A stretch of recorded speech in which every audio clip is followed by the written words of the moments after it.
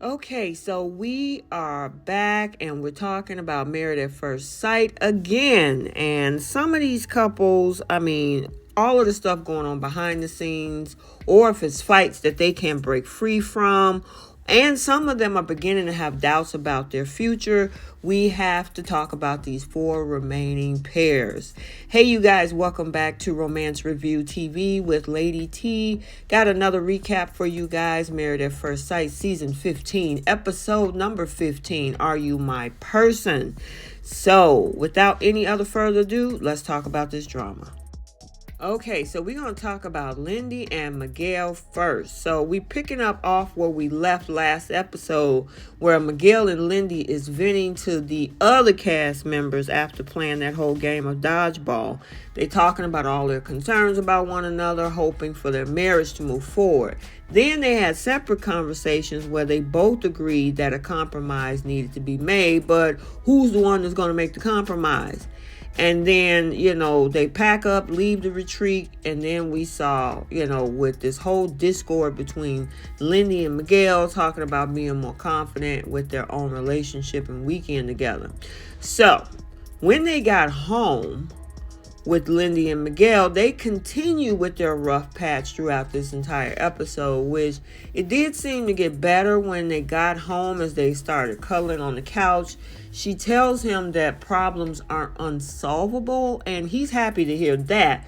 But his whole mood isn't kind of, bringing Lindy to a level of reassurance. And in a show of support, while they're trying to connect, Lindy decided to go to the gym, work out with Miguel. Although she's not a fan of being at the gym, she served as this little cheerleader for him when he was doing his reps. And then when they went home, he had this whole surprise for her, handing her an envelope that had a medical insurance card, which of course was a topic of conversation at the beginning of the season. Now, Lindy is excited, but Miguel wants to know how else he can reassure Lindy of his commitment. And she wishes she felt more secure and blames his moods for keeping her on the fence. Now, that sends their upside of this roller coaster back down into a downward spiral, which is even more evident when their friends come over to play Dungeons and Dragons. Now, to an extent, the game is fun, but the real drama took place when they have separate conversations with their friends. Now, Lindy vented to her friend about the whole situation with Miguel, and her friend was like, you can't hold your feelings back from Miguel, and you need to put yourself out there, even if Lindy doesn't think he wants to see that side of her. Now, when they finally do get together after the friends leave, Miguel got upset and felt like Lindy was talking down to him and that he would rather she spoke directly at him.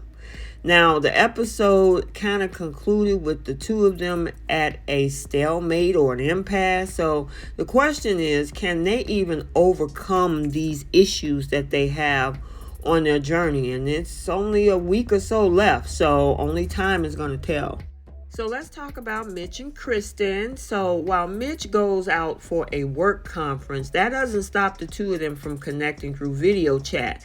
And they were excited about an impending surfing weekend together. Now, when Mitch arrives home and they're driving to the beach, Mitch pulls out his ring out of a glove box and places it back on his hand, claiming that he didn't want to be forced into a conversation about the wedding by wearing it. Now, while Kristen seemed to trust her husband, it does bother her a little bit, and he's unbothered by removing the ring.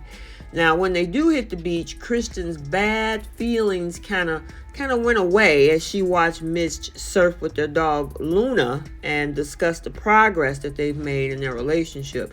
And they seem a lot better since this whole thing happened at the retreat with the expert. So we'll see how they progress further.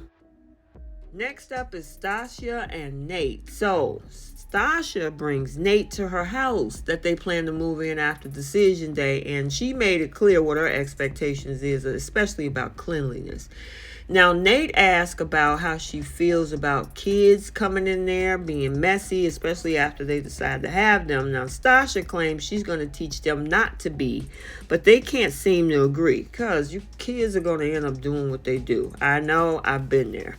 Now, Nate is still excited about the prospect of moving in. He just hopes Stacia is able to see it as their home instead of just hers.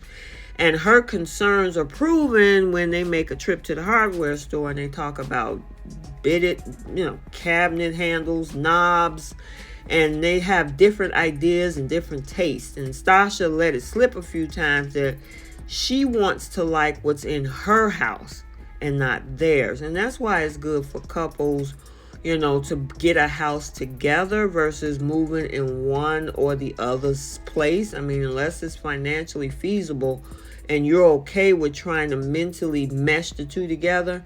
But it's usually good to try to get a house where you both get it together, and maybe rent out what you have as residual income, or, if you're renting, it is what it is. So we'll see how these two are going to mesh and moving forward, because the previews for next week or the next episode look pretty interesting, especially him proving whether he's here for the right reasons.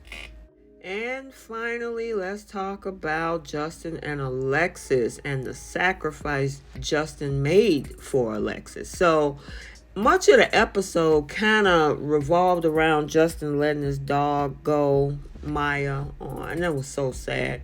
Of course, we know he put the dog away earlier this season because of what happened with Alexis's dog.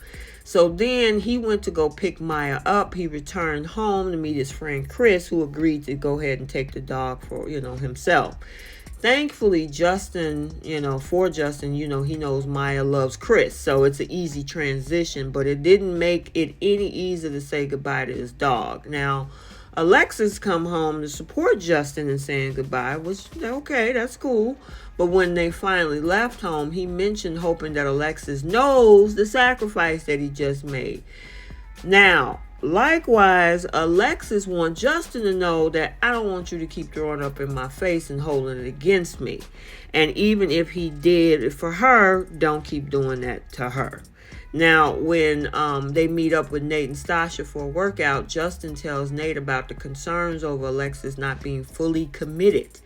Nate thinks Alexis is immature for not giving Justin a direct answer when he inquires about the status. And the two of them begin to talk through some of these issues when they finally meet up with Mitch and Kristen later in the episode, with Justin sharing that he needs affirmation from Alexis, and 90% certainty is not enough for him. Kristen is like, I co-sign with Justin saying that she needs some kind of declaration from Mitch to move forward on decision day 2.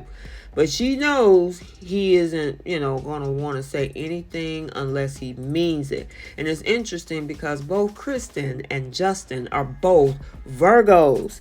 So they definitely deal in absolutes. They are very organized, analytical people. So they want to know what direction they're going to. They plan everything. So I find that pretty darn interesting. Whereas with Alexis and with Mitch, who are both, Leo and a Libra, which normally those two signs are a match, they pretty much take life as it comes and make a decision when they're ready. So we'll see what happens with this. It was a sad episode, especially with the doggy, and it had to hurt. That dog been with Justin for 7 whole years.